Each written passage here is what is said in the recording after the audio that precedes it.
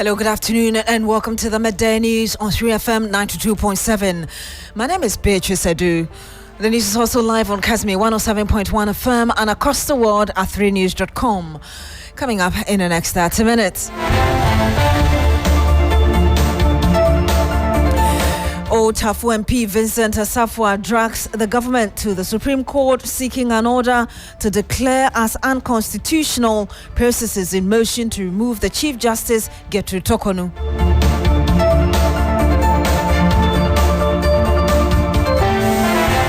Also coming up, Parliament to resume the approval and appropriation of budget estimates for various ministries.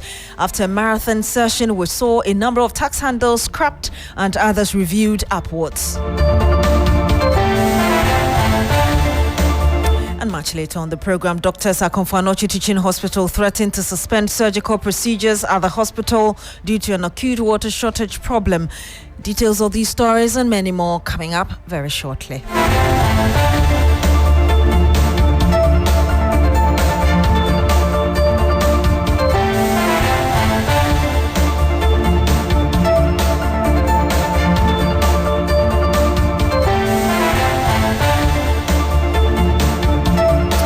Thank you very much for joining us today. Now, the Member of Parliament for Old Tafu and Eko Vincent Asafwa has sued the Attorney General over publication of petitions to remove the Chief Justice Gertrude Torkornoo from office. Mr. Asafwa is praying the Supreme Court to declare as unconstitutional ongoing processes to have the Chief Justice removed from office. He says the President erred procedurally.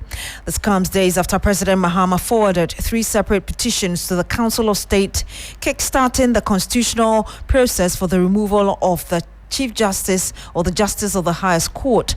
But according to the MP, the President's failure to notify the Chief Justice about the petitions violates the 1992 Constitution.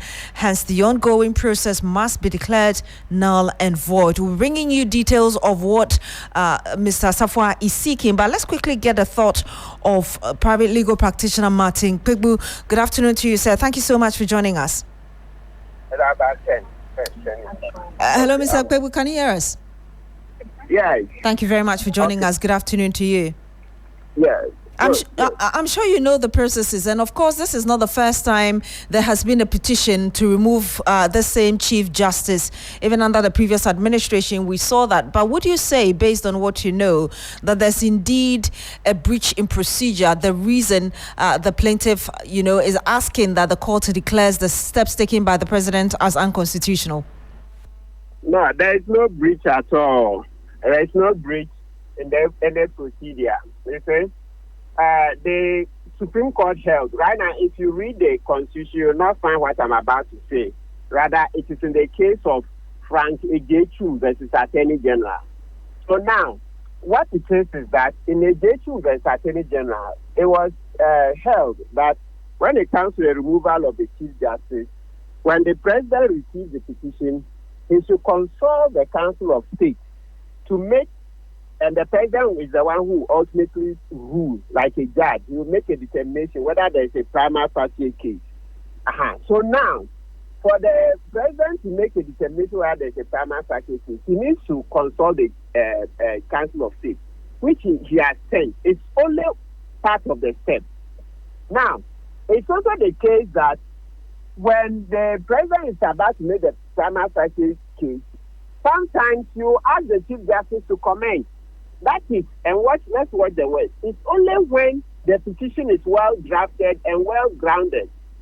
So in other words, what I'm saying is that if the petition has so many problems that, let's use the strongest Ghanaian language so that it would sink in. If the petition looks hopelessly bad, the President doesn't need to invite the Chief Justice to answer before he will make that determination. So let me show you examples.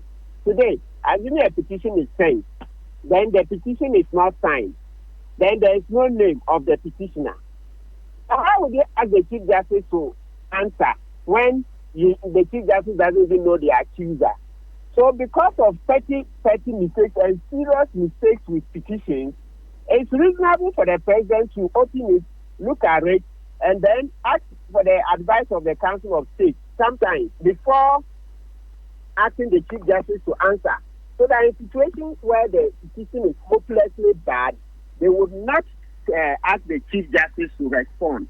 So for me, well, it's okay. It's a lawsuit, but in a way, it helps to develop our jurisprudence. But the key thing we should watch is that the president will not send a petition that is hopelessly bad to the Chief Justice. And so, to determine whether something is hopelessly bad, it's reasonable for the president to ask for the advice of the Council of State without first going to the Chief Justice. So the president can say, in forwarding it to them, that, look, I noticed there's XYZ lacking in the petition. It makes it deficient. I don't think I want to forward it to the Chief Justice. What do you think? Etc. So instead when they look at it and say, oh, no, we disagree. We think it is something that should go. And then upon second thought, then upon reviewing the response of the Council of State, if the president agrees with them, then he will send it. So I don't think that he has breached the law. So where he will be breaching the law is, assuming he had looked at it with the Council of State and then made the determination that there is a prima facie case when he has not sought the comment or the defense of the Chief Justice. That's the one that you say he has breached the law, because that one then it means that the president has taken a decision against the Chief Justice without first hearing the Chief Justice. That's where it arises. So if I get in our past, it's important we mention this. There was once a petition that went without signature. Instead of Kufuado to throw it out, and at the time the Kufuado now called the petitioners to come and sign. So another president looking at it may say, no, I won't call the petitioners. I want to throw it out. It's faceless. So let's give the president the opportunity to decide. If I get your explanation correctly, you are disagreeing with the relief sought by Mr. Safwa that upon a true and proper interpretation of Articles 146 and 296 of the Constitution, the President was necessarily supposed to notify the CJ about this. No, sorry, I lost you a little bit. I'm saying that based on what you've just said, you obviously disagree with that relief sought by Mr. Safwa in court, which says that upon proper interpretation of Articles 146 and 296 of the Constitution, the President erred by failing to notify the CJ before taking this matter to the Council of State. Absolutely. I disagree with him. And even when you read the franchization case, the Attorney General, they made those, they gave such indications that, look, sometimes the petition can be frivolous, terribly bad. Look, let's give another example. And sometimes let's not think that these are far-fetched. You know, in a democracy, somebody may not, okay, let's not give reasons why, but you know, somebody can just write a petition against Chief Justice, and it will just be full of insults. The Chief Justice is X. The Chief Justice is why. I mean, all unprintable words, giddy, and doesn't say much, but just full of insults, invectives, vitriol. You think it cannot happen in a democracy? Yes, for all manner of reasons, a petition can be like that. And you are saying a petition that's just full of insults, petition for removal of Chief Justice, doesn't give any tangible reason, just begin to insult, just begin to say unsavory things like this. Then we are saying that pass it on to the Chief Justice to comment before the president will say, oh no, so I don't see any reason stated there. My last question to you is, again, based on what you're saying, you think that the president finds substance in the petitions and is the reason he straight ahead went to the Council of State? No, that's not what I'm saying. That the president has to peruse it and see if it meets some basic requirements of the law before he will invite the comments of the Chief Justice. And in perusing it, he's allowed to seek the advice of the Council of State. So that's what I see that they are doing. You look at it, listen, should we invite Chief Justice? Or looking at it, it's so bad that it should be thrown away. So there's that level. If it's terribly bad, and no lawyer will tell you that no, he disagrees. If it's terribly bad, it can be thrown out without asking the Chief Justice to respond. So to determine whether it's terribly bad, if let's say the president has made his mind that it is terribly bad, he can ask the Council of State, I think this is terribly bad. I want to throw it out without asking the CJ. What do you think? Then they will give their response. Okay, Beatrice. We'll have to end it here. Yes, thank you very much, Martin Pigbu, private legal practitioner. We have one of our legal desk members, Dennis Poberi, in the studio with us. Dennis, aside from the bit I mentioned, which is the declaration that upon the true and proper interpretation of Articles 146 and 296 of the Constitution, the President perhaps erred in taking this thing to the Council of State without first notifying the Chief Justice. Aside from this relief sought, what else do we have in this writ? Well, so there's also the other relief to the effect that the plaintiff in this particular suit wants a declaration that failure by the President to notify the Chief Justice and obtain her comments and responses to a petition for the removal of the Chief Justice before triggering the process for her removal constitutes a violation of the fundamental right to fair hearing contained in Articles 23 and 296, and renders the consultation processes for the removal of the Chief Justice initiated by the President now void and of no legal effect. The plaintiff is also seeking a declaration that upon the true and proper interpretation of the said provisions, i.e. Article 1461, 2, 4, 6, 7, together with Articles 23, 57, 3, and 296, that failure by the President to notify the Chief Justice and obtain his or her comment and responses to the petition for the removal of the Chief Justice before triggering the consultation process with the Council of State amounts to an unjustified interference with the independence of the judiciary enshrined under Article 1271 and 2 of the 1992 Constitution. Basically, all these reliefs are to the effect that the process which is ongoing should not be seen to be constitutional. It should be seen to be a breach of the Constitution, a breach of the person's rights, and in this case, we are talking about the Chief Justice. If the person in question is not notified, her responses are not elicited to inform whether or not the Council of State, together with the President, in their consultation process, which you understand is ongoing, will make a prima facie case as required under law. Let's see how the case goes. Thank you very much, Dennis Poberi. He is a member of our legal desk as well as the producer of Ghana Tonight on TV3. Now, President John Mahama is expected to assent to the electronic transfer levy, E-Levy repeal bill anytime soon. The repeal of the E-Levy has been widely welcomed by Ghanaians who strongly opposed the tax. The levy, introduced in 2022 by the previous New Patriotic Party administration, imposed a 1.5% tax on electronic transactions, including mobile money transfers, bank transfers, and online payments. Meanwhile, Parliament is today continuing to approve appropriation and budget estimates for various ministries after a marathon session which saw a number of tax handles scrapped and others reviewed upwards. The House also on Wednesday successfully repealed the tax on all lottery winnings, that's betting tax, and the emissions levy, among others. Subsequently, the percentage on some tax handles were adjusted upwards. Now, this is how some Ghanaians responded to the repeal. Just take a listen. Usually people complain a lot when they are sending you money. So now that it's been taken off, I think it's good for businesses.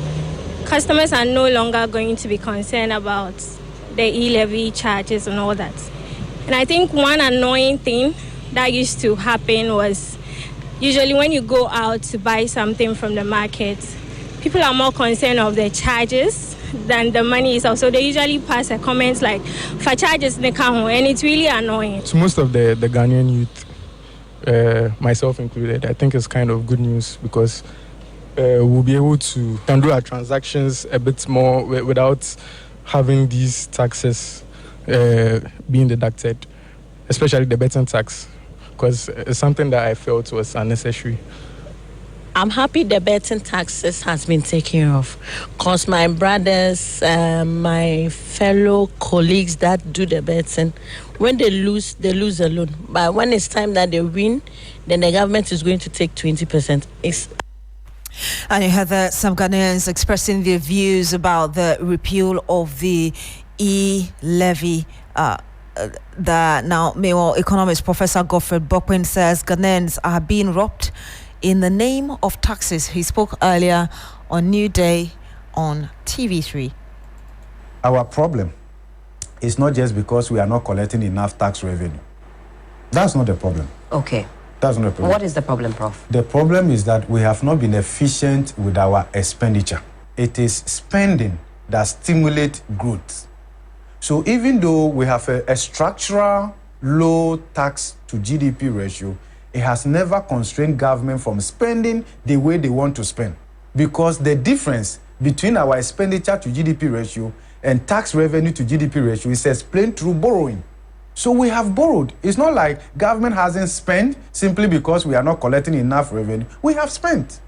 In fact, relative to the size of our economy, and we have data to back that, relative to the size of our economy, Ghana has spent like Malaysia. But have we gotten the returns that Malaysia has gotten? So we have spent relative to the size of our economy like Ivory Coast, like Benin quite recently, like Singapore, like Malaysia and the rest of them. They got growth.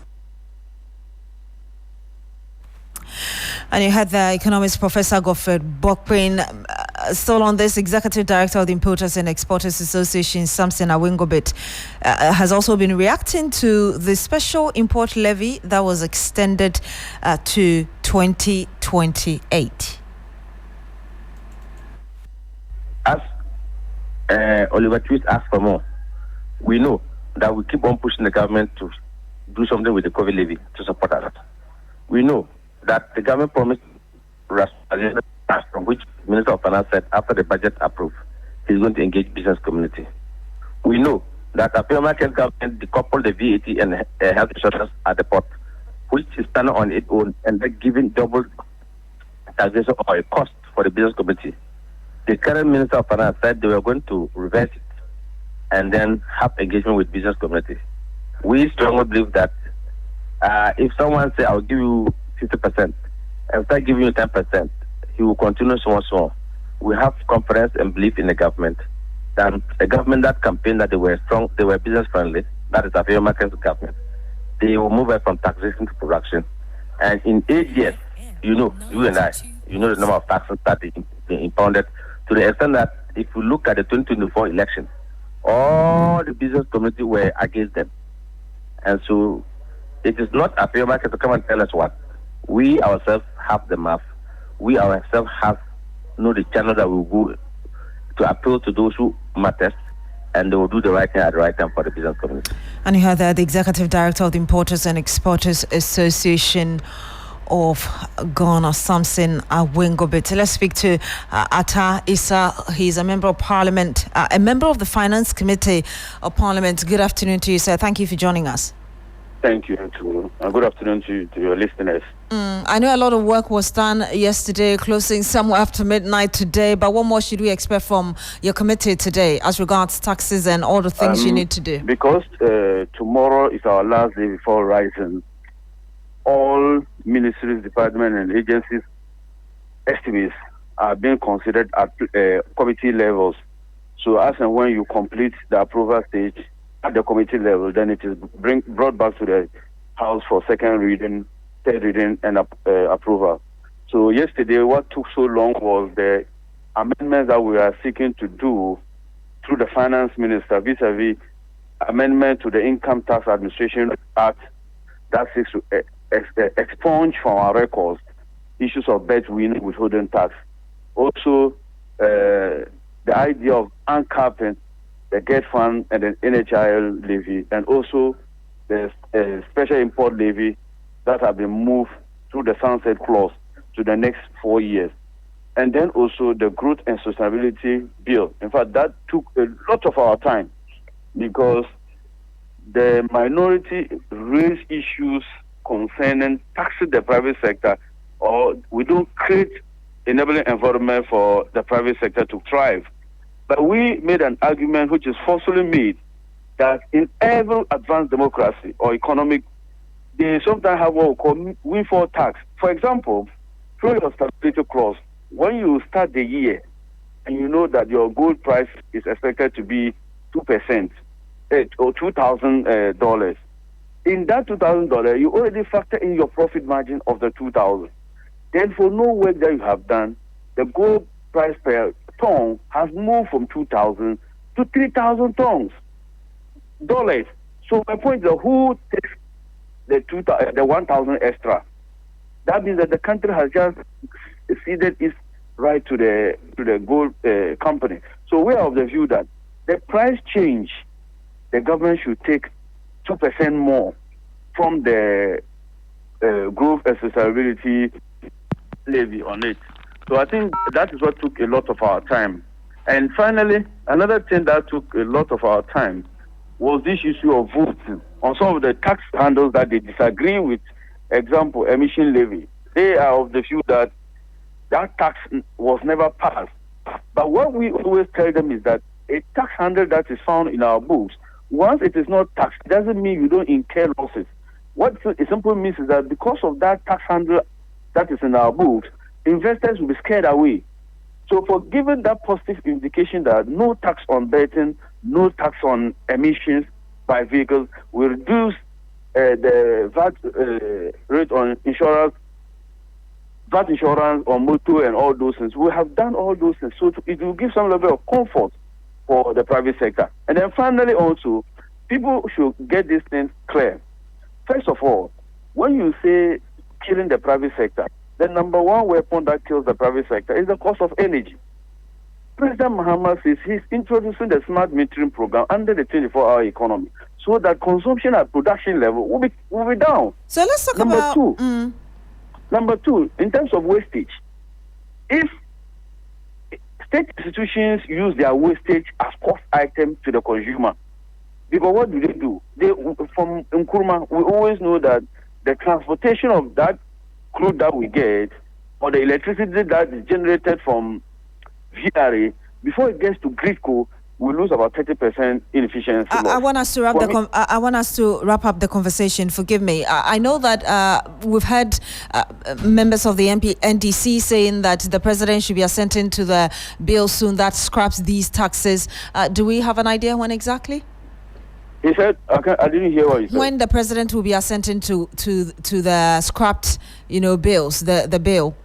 One takeaway I'll give you is that by 1st April, all these taxes will not be there, because we don't want to do it one after the other. We are consolidating all the revenue measures, and then we're sending it to the president to just do one sign off. Today, we'll pass all the amendments that we seek to do in terms of taxation. The rest will be consideration of ministry, department, and agencies, and I think that one is easier to go through. So that's the stage we are currently. Wendell here. Thank you very much. Ataisa is a member of the Finance Committee of Parliament. Thank you for speaking to us. Now, 3FM is learning that acute water shortage has hit the Komfo Anokye Teaching Hospital in the Ashanti region, causing agitation among the workers. Ibrahim Abubakar is our correspondent there. He joins us live on the line. Ibrahim, just tell us more about it. Earlier, we heard that the doctors or the health officials were threatening that they will abandon surgeries if this wasn't solved. Well, Beatrice, as we speak, they are only attending to emergency surgical operations. They have decided to turn away others who can wait for another day, because they claim that since Monday, not this Monday, last week Monday till date, they have been battling with acute water shortage. And we all know Komfo Anokye is serving about 12 out of the 16 regions. So the level of consumption when it comes to water here is huge. They've exhausted all their reservoirs, all the tanks, and still the water is not running through their tap. In fact, Ghana Water Service is saying that they've also encountered a burst pipe that is about 6 meters down on the main Abripo Road. And if they have to fix it, it means they have to block that entire stretch. So they are currently liaising with the regional minister and other relevant authorities so that they will be able to work on that.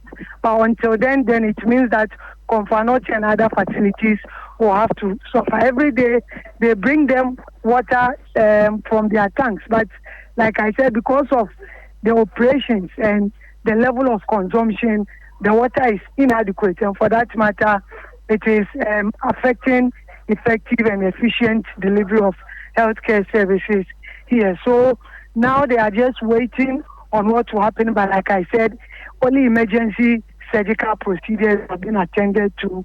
For the others, they have to be turned away to come when they have stable water. Do we have any word from the Ghana Water Company Limited there, or even the regional minister on this to respond to this? Well, the regional manager for Ghana Water Company came to Komfo Anokye not long ago. He came to give them that assurance that they are working effortlessly to ensure that water is restored. But like I said earlier, they said it is a best pipe that is about 6 meters down, and this is on a main road.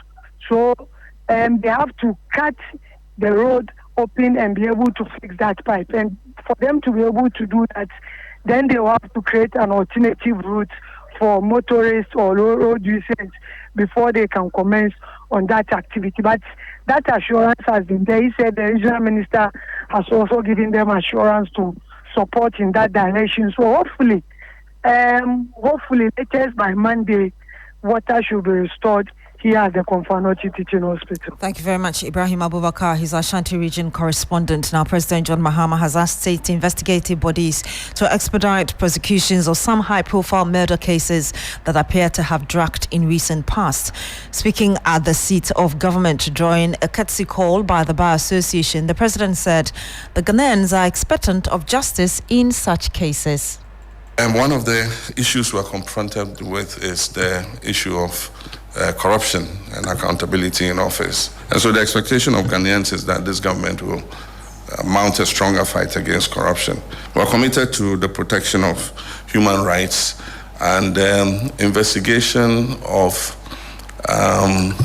significant killings or murders that have remained uninvestigated. And so I've urged the police and the investigative organizations to look more actively in cases like Ahmed Swali, and that is how come a first suspect has been arrested. We're hoping that his interrogation will lead to further arrests of people. There are several other cases like the JB Dankwa murder case, and we're asking that it be expedited in terms of the prosecution that is taking place and for investigations to be carried out to find out if any other persons were involved in some of those.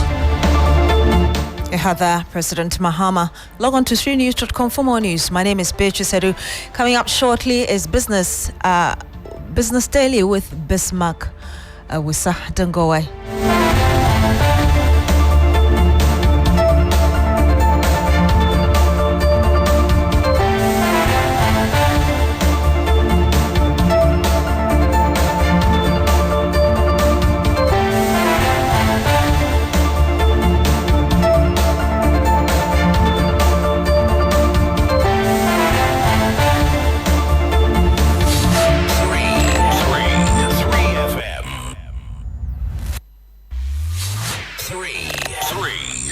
FM.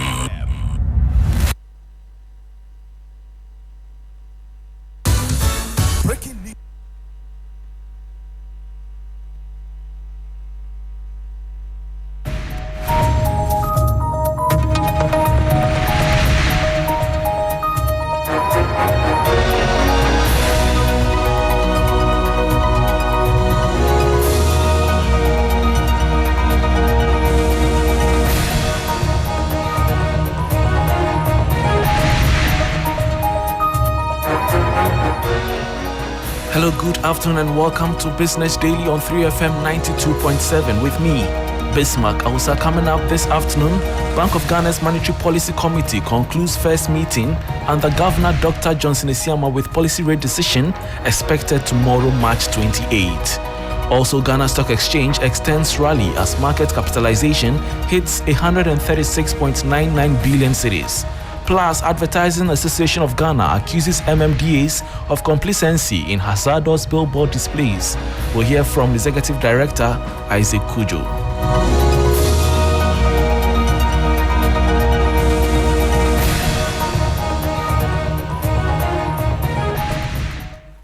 Thanks for your company. Now to the details. The Bank of Ghana's Monetary Policy Committee, MPC, has wrapped up its inaugural meeting under the leadership of Governor Dr. Johnson Isiama. The 3-day session, which commenced on March 24, focused on evaluating the nation's economic performance with particular attention to inflation trends and monetary policy. The committee is set to announce its policy rate decision tomorrow, March 28, a move that is highly anticipated by financial analysts and market participants. Of Ghana's Monetary Policy Committee has concluded its first meeting under the stewardship of Governor Dr. Johnson Isiama.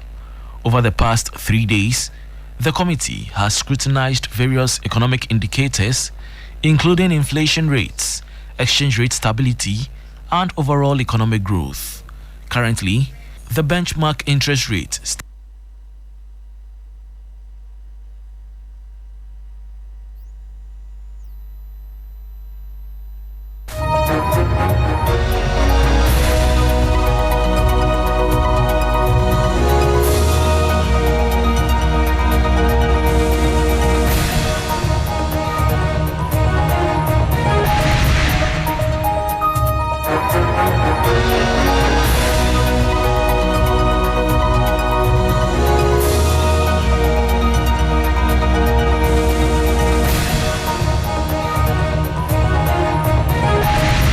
The Bank of Ghana's Monetary Policy Committee has concluded its first meeting under the stewardship of Governor Dr. Johnson Isiama.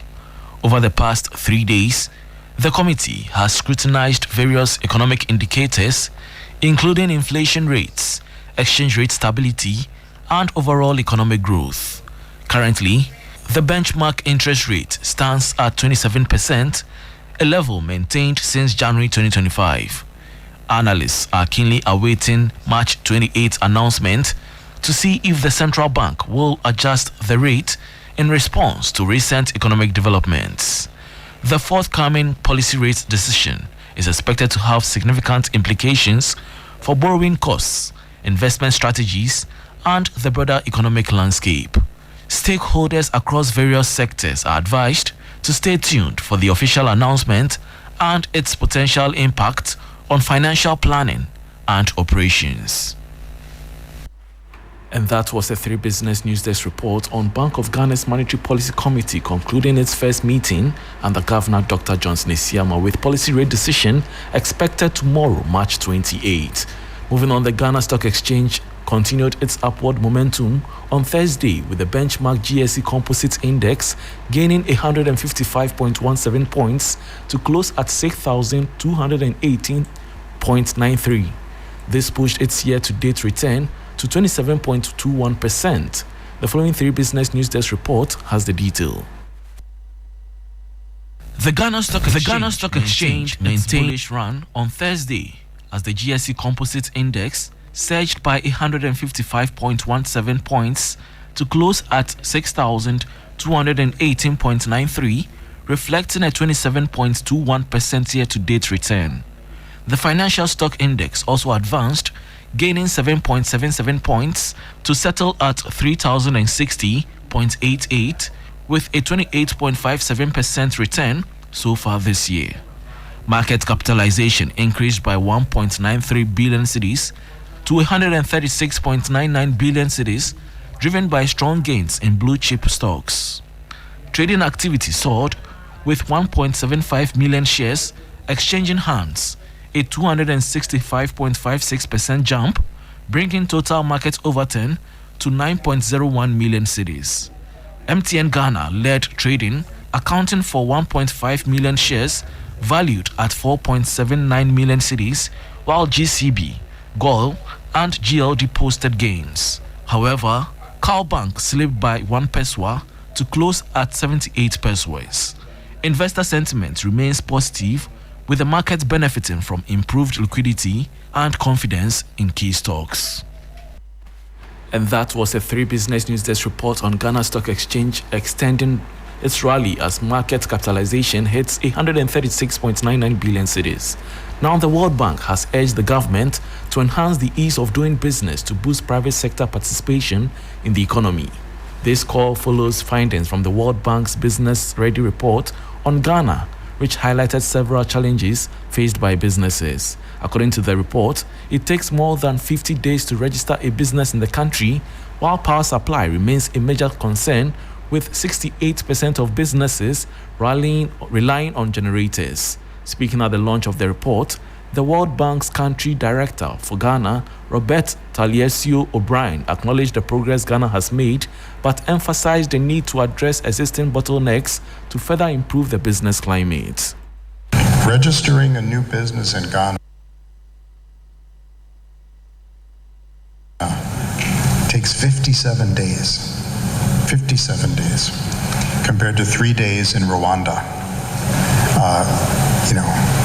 Why? Can't Ghana do just as well as Rwanda? Of course it can. Of course it can. Market competition. Ghana scores only 32 out of 100, and the reason for this is weak competition policies and opaque procurement systems. Again, should Ghana be in the bottom third? No. Dispute resolution. This one is really a shocker. According to our data, resolving a commercial case takes an average of 900 days. This is 4 times longer than Côte d'Ivoire. Okay, again, why? Is there a good reason for that? I don't think so. So these are some of the areas to focus on. Tax compliance, and I know some of the colleagues will talk about tax compliance costs when the private sector panel comes on. We've heard a lot about that from our colleagues in the private sector. Robert Taliecio O'Brien is the World Bank's country director for Ghana. Before we go, the Advertising Association of Ghana has criticized municipal, metropolitan and district assemblies, MMDAs, for their alleged complacency in regulating the hazardous display of advertising billboards in Ghana's cities.